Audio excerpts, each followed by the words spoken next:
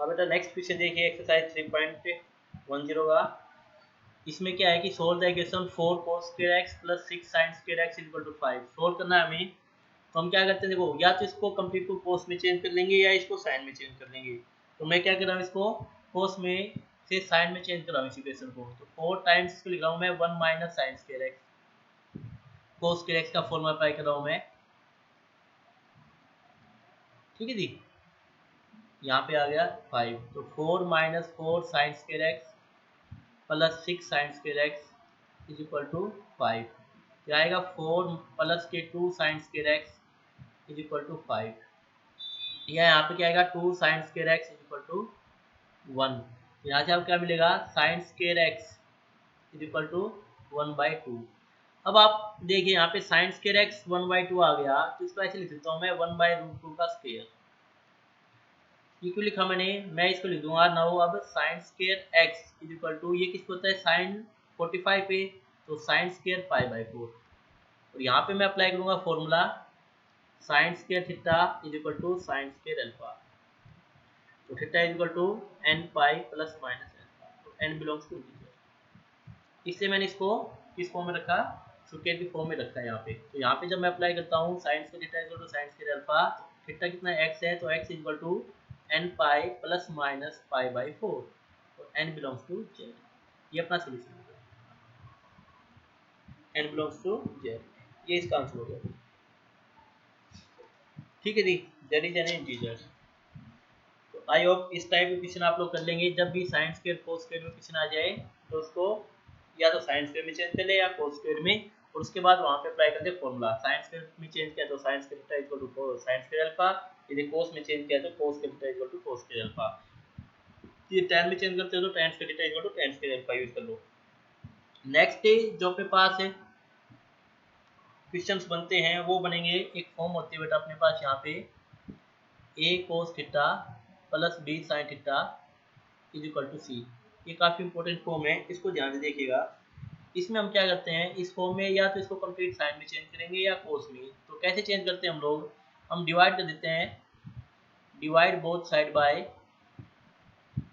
इससे डिवाइड करेंगे हम लोग A square plus B square का स्क्वायर रूट, मतलब coefficient of cos theta coefficient of sine theta उसका स्क्वायर लेके स्क्वायर रूट लेके उसी से डिवाइड करेंगे। तो a upon under root A square plus B square आ गया cos theta, plus b upon under root A square plus B square आ गया साइन थीटा। यहाँ पे क्या आ गया c upon under root A square plus B square. अब यदि मैं एक ट्रायंगल बनाऊं और इसमें ये एंगल थीटा है अपने पास, इसको मैं a कह देता हूँ, बेस को और हाइपोटेन्यूज को b कह देता हूँ, सॉरी परपेंडिकुलर को b कह देता हूँ मैं। तो हाइपोटेन्यूज क्या आएगा under root A square plus B square आएगा। और यदि मैं आपसे कहूँ कोस थीटा का वैल्यू बताओ, तो ये क्या होगा a upon under root A square plus B square. तो मैं कहूँ आपसे साइन थीटा का वैल्यू बताओ, तो आप क्या बताओगे b upon under root A square plus B square. तो मैं कहना क्या चाह रहा हूँ कि ये जो वैल्यू है ये क्या लिखा हुआ है कोस। यदि इसको मैं एंगल अलग ले लेता हूँ, थीटा पहले फाई ले लेता हूँ, तो कोस फाई, थीटा अपने पास ऑलरेडी है तो इसका एंगल फाई ले लो। तो ये क्या लिखा हुआ है कोस फाई और ये क्या लिखा हुआ है साइन फाई। तो अपने पास क्या बन गया cos phi cos theta plus sine phi sine theta is equal to C upon under root A square plus B square. तो यहाँ पे बन गया फॉर्मूला, इसको ऐसे पढ़ो cos A cos B plus sine A sine B. तो कोस ए माइनस बी का फॉर्मूला बन गया, तो cos theta minus phi is equal to C upon under root A square plus B square. ठीक है जी। तो मैंने क्या कहा था आपको, ऐसे चेंज करना है, या तो इसको कंप्लीट कोस में चेंज कर लो तो कोस में चेंज कर दिया, या इसको कंप्लीट साइन में चेंज कर लो। अब साइन में कैसे चेंज कर सकते हैं हम लोग, यदि इसी ट्रायंगल को मैं ऐसे कर दूं आपसे, ये जो ट्रायंगल बनाई थी मैंने, इसमें जो एंगल फाई था, तो बेस को बी ले लो, परपेंडिकुलर को ए ले लो, उसके बाद हाइपोटेन्यूज सेम ए स्क्वायर प्लस बी स्क्वायर रहेगा। अब मैं कहूँ आप मुझे कोस थीटा कोस फाई का वैल्यू निकालो, तो आप क्या कहो B upon under root A square plus B square. और मैं कहूँ साइन फाई का वैल्यू बताओ ए upon under root A square plus B square. तो अब की बार जो फॉर्मूले में पुट करेंगे हम लोग, देखो यहाँ पे क्या आ जाएगा, अब की बार A upon under root A square plus B square sine phi आ गया, तो sine phi cos theta plus cos phi sine theta, ये बन जाएगा पूरा is equal to C upon under root A square plus B square. तो यहाँ पे बन गया आपका फॉर्मूला किसका, sine A cos B plus cos A sine B, sine A plus B का। तो साइन थीटा प्लस फाई या फाई प्लस थीटा, बात एक ही है। तो इस टाइप से आप चेंज करना है।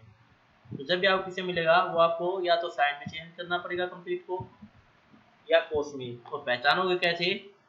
इस टाइप को मिलेगी A cos theta plus B sine theta.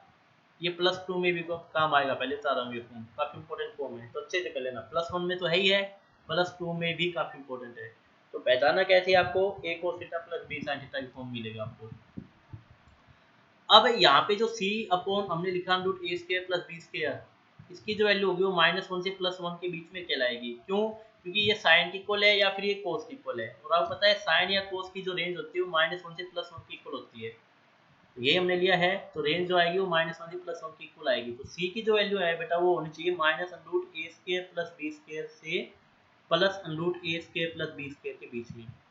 कहने का अर्थ है, जो आपके पास c की जो वैल्यू होगी बेटा वो वेरी नहीं करेगी, वो रहेगी अपने पास √a² प्लस b² से -√a² प्लस b² से +√a² प्लस b² में।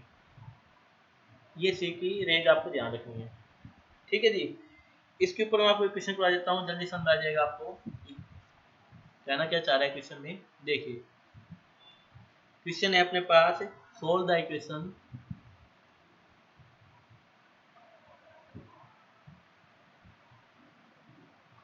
इक्वेशन है √3 cos x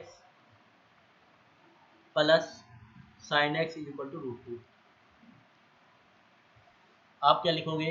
हेयर कंपेयर करने के बाद a cos थीटा, a की वैल्यू आ जाएगी √3, b cos थीटा, b की वैल्यू आ जाएगी 1, a cos theta plus b sin theta is equal to c, और c की वैल्यू आ जाएगी √2।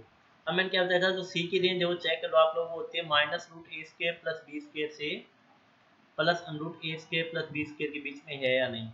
तो हम क्या करेंगे, c जो अपने पास है a की वैल्यू √3, तो √3 का स्क्वायर 3 प्लस 1 माइनस से और 3 प्लस 1, तो c की जो वैल्यू है बेटा वो -√2 से +√2 के बीच में। तो मतलब यहाँ पे क्या है, देखो ध्यान से, √2 ही है तो c की वैल्यू को √2 में ले सकता हूँ क्योंकि इक्वल टू में भी है। तो मतलब ये इक्वेशन एग्जिस्ट करती है। तो पहले आपको चेक करना पड़ेगा क्या ये इक्वेशन एग्जिस्ट करती भी है या नहीं करती। यदि c की वैल्यू सपोज करो यहाँ पे 2 होती तो ये इक्वेशन एग्जिस्ट नहीं करती। क्यों? क्योंकि c की वैल्यू 2 कभी भी -√2 से +√2 के बीच में होता ही नहीं, इसलिए इक्वेशन एग्जिस्ट नहीं करती। यहाँ पे √2 है तो एग्जिस्ट कर रही, मतलब c की वैल्यू -√2 से +√2 के बीच में कुछ भी हो सकती है, इसके अलावा कुछ होगी तो ये इक्वेशन एग्जिस्ट करेगी नहीं। तो मैंने इसको क्या किया, पहले इसको वेरीफाई किया कि ये इक्वेशन एग्जिस्ट करती है या नहीं करती। तो इस टाइप क्वेश्चन को पहले आप जरूर वेरीफाई कर ले, कई बार इक्वेशन एग्जिस्ट नहीं करती है, पहले बता रहा हूँ मैं।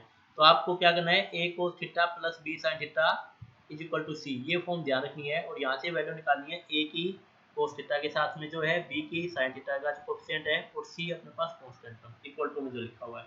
फिर यहाँ से c लिखना है c greater than equal to -√a² plus b² से less than equal to √a² plus b²। वहाँ पे वैल्यू पुट करके चेक कर लेनी है। ये इक्वेशन एग्जिस्ट कर रही है। अब एग्जिस्ट करने के बाद अब आप क्या लिखोगे, डिवाइड बोथ साइड बाय, ये जो इक्वेशन है उसको आप डिवाइड करोगे किससे, √a² प्लस b²। और इसकी वैल्यू हमने कितनी निकाली थी, √3 प्लस 1। एक वैल्यू √3 है तो √3 का स्क्वायर 3 प्लस 1 2 4, तो 2 आ गया। तो 2 से डिवाइड करना आपको इक्वेशन को, तो √3/2 cos x plus 1/2 sin x is equal to √2/2 कर दिया मैंने। देखो इस इक्वेशन को 2 से डिवाइड, इसको भी कर दिया लेफ्ट हैंड साइड को और राइट हैंड साइड को कर दिया। तो मेरे पास क्या आएगा, √3/2 cos x। देखो अब आपकी इच्छा है, चाहे तो आप इसको cos में ब्रेक कर ले, चाहे तो आप इसको sin में ब्रेक कर ले। तो मैं लेट कर लेता हूँ या पुट कर लेता हूँ, यहाँ पे लेट करने की जरूरत नहीं है, ये वैल्यू होती है अपने पास ये √3/2 किसकी वैल्यू होती है बेटा, cos में यदि मैं ब्रेक कर रहा हूँ तो √3/2 इक्वल टू cos 60 या 30, cos 30 की वैल्यू होती है बेटा, तो π/6। तो ऑब्वियस सी बात है 1/2 किसकी वैल्यू आएगी, sin π/6 की आएगी। देखो इसको यदि आप cos लेते हो cos 30 तो ये ऑटोमेटिकली 1/2 sin 30 आएगा। यदि इसको आप sin लेते हो sin 60 तो ये ऑटोमेटिकली cos 60 आ जाएगा। दोनों एक दूसरे के कॉम्प्लीमेंट एंगल की वैल्यू आएगी। तो यहाँ पे आप क्या लिखोगे, cos π/6 cos x plus sin π/6 sin x is equal to 1/√2, √2 upon 2 1/√2 होता है। cos a cos b plus sin a sin b का फॉर्मूला आता है cos a माइनस b मतलब x minus π/6 is equal to को, ये देखो 1/√2 cos की किस वैल्यू पर होता है, π/4 पे, तो यहाँ पे cos π/4 लिखा। क्यों? ताकि मैं अप्लाई कर सकूँ यहाँ पे cos theta equal to cos alpha. Formula आता है थीटा, मतलब x minus pi by six, theta equal to 2n pi plus minus alpha pi by 4। यहाँ से आपके पास फाइनल आंसर आएगा देयरफॉर x equal to 2n pi plus minus pi by 4 और यहाँ पे प्लस पाई बाई 6 और n बिलोंग्स टू z। ये आपके पास फाइनल आंसर है। ठीक है जी। तो इस क्वेश्चन में बेसिकली पहले मैंने आपको क्या बताया, आपको चेक करना है, कई बार एग्जिस्ट करती नहीं इक्वेशन अपने पास। ठीक है, तो एक बार चेक जरूर कर ले कि इक्वेशन एग्जिस्ट कर रही है या नहीं कर रही है। यदि इक्वेशन एग्जिस्ट करेगी तो इसका सॉल्यूशन निकलेगा, अदरवाइज नहीं निकलेगा। जैसे इक्वेशन मैं बताता हूँ आपको, सोल्व द इक्वेशन, एक इक्वेशन अपने पास 3 cos x minus 4 sin x is equal to 7। तो क्या लिखोगे यार, compare it with A cos theta, तो a की वैल्यू 3 आ गई, b sin थीटा तो b की वैल्यू -4 आ गई और c की वैल्यू 7 आ गई। अब लिखिए now c minus under root A square plus B square से plus under root A square plus B square के बीच में होना चाहिए। तो यहाँ पे c क्या आएगा, अंडरूट माइनस रूट ए स्क्वायर प्लस बी स्क्वायर मतलब 3 का स्क्वायर प्लस -4 का स्क्वायर से अंडरूट 3 का स्क्वायर प्लस -4 का, इसके बीच में होगा। तो 3 का स्क्वायर 9, 4 का स्क्वायर 16, -4 का square 16, square root less than equal to C का वैल्यू 7 और यहाँ पे आएगा 9 प्लस के 16। चेक कीजिए, तो ये आएगा 25 का square root -7 less than equal to 25। तो यहाँ क्या दिखेगा कि -5, 7 is greater than equal to -5 less than equal to 5। क्या 7 5 से छोटा हो सकता है? नहीं हो सकता। तो आप क्या लिखोगे, नॉट पॉसिबल। तो क्या लिखोगे, देयरफॉर ये कि -5 इसकी वैल्यू जो आएगी वो किसके बीच में आनी चाहिए थी, वैल्यू क्या थी हमारे पास, सी की वैल्यू थी 3 cos x minus 4 sin x। 3 cos x minus 4 sin x की जो वैल्यू है बेटा वो किसके बीच में आनी चाहिए, वो आनी चाहिए -5 से +5 के बीच में।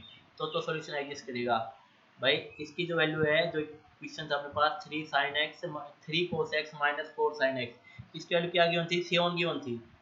लेकिन इसकी वैल्यू 7 गिवन है, लेकिन किसके बीच में आनी चाहिए, इसकी वैल्यू आनी चाहिए -5 से +5 के बीच में। तो एग्जिस्ट करेगा सॉल्यूशन, अदरवाइज एग्जिस्ट नहीं करेगा। तो therefore 3 cos x minus 4 sin x is equal to 7 is not possible. और यहाँ पे चाहो तो आप लोग सी ही कर लें, ये जो सी है ना इसको सी रहने दे, 7 की जगह सी कर लें, सी पे ही सही रहेगा क्योंकि सी की वैल्यू बाद में हम पुट करके बता देंगे इसको ना। तो इज नॉट पॉसिबल, तो 3 cos x minus 4 sin x is equal to 7 is not possible, hence no solution, there is no, there exist no solution, मतलब इसका कोई सॉल्यूशन एग्जिस्ट करेगा ही नहीं। ठीक है, सॉल्यूशन तो तब निकालेंगे ना, एक्स की वैल्यू का सॉल्यूशन, जो एक्स की वैल्यू तो तब निकालेंगे हम लोग जब ये एग्जिस्ट करेगा। ये तो यहीं पे एग्जिस्ट नहीं कर रहा क्योंकि 3 cos x minus 4 sin x की जो रेंज है वो -5 से +5 के बीच में होनी चाहिए। इसने खुद ने कहा है कि -5 से बड़ा और +5 से छोटा, इसी के रेंज में ये एग्जिस्ट करेगा। इससे ज़्यादा या कम है तो एग्जिस्ट नहीं करेगा। तो यहाँ पे क्या दे रखा है, 7 दे रखा है। तो 7 आप मतलब कहने का अर्थ है कि आप x में कुछ भी वैल्यू रखें यहाँ पे, π/4 π/6 जो भी आपको रखना है, लेकिन उसकी वैल्यू कभी भी 7 नहीं आएगी। वो क्या आ सकती है, -5 से +5 के बीच में आ सकती है या -5 और +5 भी आ सकती है, लेकिन कभी भी 7 नहीं आएगी। इसलिए इसका सोल्यूशन पॉसिबल है ही नहीं, मतलब x की ऐसी कोई वैल्यू एग्जिस्ट करेगी नहीं जिसके लिए 7 आ जाए। जैसे पिछले क्वेश्चन में हमने x की वैल्यू निकाली थी ना, ये इस टाइप से, ये जो हमने निकाली थी, तो ये x की वैल्यू अगले क्वेश्चन में एग्जिस्ट करेगी नहीं, नेक्स्ट इस क्वेश्चन में। तो ये इंपॉर्टेंट क्वेश्चन है, ध्यान रखना। तो मैंने आपको पहले बताया, जब भी इस टाइप से क्वेश्चन आपको मिले बार चेक जरूर कीजिएगा कि सॉल्यूशन एग्जिस्ट कर रहा है या नहीं कर रहा। यदि नहीं कर रहा है तो फिर आप क्या, कई बच्चे क्या करते हैं डायरेक्ट करना स्टार्ट कर देते हैं, वो चेक ही नहीं करते, वो सॉल्यूशन एग्जिस्ट करवा देते हैं। बताइए, तो ऐसा नहीं, पहले आप चेक कीजिए क्या ये एग्जिस्ट कर रहा है नहीं कर रहा। मतलब पहले इसकी रेंज देखिए, 3 cos x minus 4 sin x की आपको रेंज चेक करनी है कि इसकी रेंज क्या है, क्या आंसर इसकी रेंज में आ रहा है या नहीं आ रहा। 7 उसकी रेंज में आएगा नहीं आएगा, तो इसकी रेंज थी -5 से +5 और 7 -5 से +5 के बीच में नहीं आता। 7 डज नॉट बिलोंग्स टू -5 से +5। तो यदि बिलोंग करता है नहीं तो इक्वल कैसे हो जाएगा? तो इसका आंसर क्या आएगा? No solution. तो बेटा आपकी जो ट्रिग्नोमेट्रिक है इक्वेशन वो खत्म हो चुकी है और आपकी ट्रिग्नोमेट्रिक कंप्लीट हो चुकी है। यहाँ पे जो शॉर्ट चैप्टर है सॉल्यूशन ऑफ ट्रायंगल्स वो आपके सिलेबस में अब हटा दिया गया है। तो आपको इतना ही करना है, ये 3.10 तक ही। तो आप ट्रिग्नोमेट्री को अच्छे से कीजिएगा, प्लस टू में बहुत यूजफुल है ट्रिग्नोमेट्री, पहले बता रहा हूँ मैं आपको। इसके फॉर्मूले अच्छे से याद कर लीजिएगा, है ना? क्योंकि प्लस अब याद करोगे तो फिर प्लस टू में आपको दिक्कत नहीं होगी, नहीं तो फिर प्लस टू में आपको बहुत दिक्कत होगी। तो ट्रिग्नोमेट्री को तो बहुत ध्यान से पढ़ना है आपको।